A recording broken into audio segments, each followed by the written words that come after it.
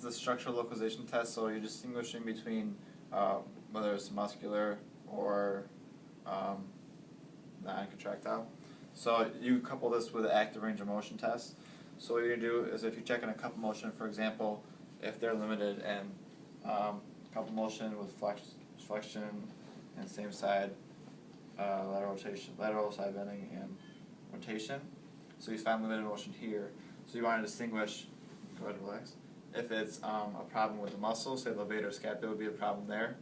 So what you do you want to lengthen the levator scapula. So what I'm going to have you do is, you did the motion first, you see how much range they had. So now you're going to have them bring their arm up, and you're going to slightly apply pressure here. You want to make sure they're still in a straight spine though. You ask them to do that motion again, so look down to your armpit. And if it's the muscular tightness here, or problem with the muscular contractile problems, you'll have limited range here. So stay here, keep your head still. I'm going to bring your arm down a little bit.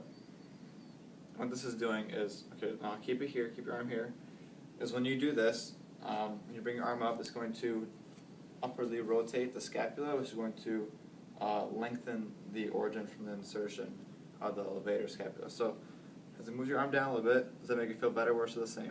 A little better. A little better? Okay, now can you move your head a little bit more towards there? Yep. Good, so he has a little bit more movement. So you gradually keep going down, down, down, and you should gradually feel better, you should have more range of motion. And that's for the coupled motion, you'll have levator. So secondly, for the non-coupled motion, is going to be for the traps. So what you're going to do is going to be flexion, side bending, and opposite rotation.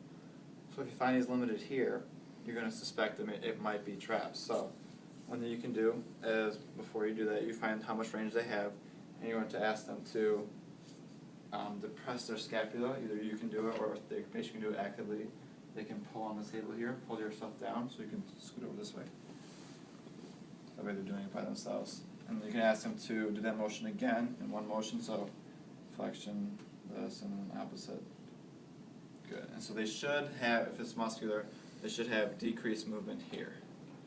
And then you can ask them, okay, you can let go here, and then see if they can just make better, same or worse. Better. Better.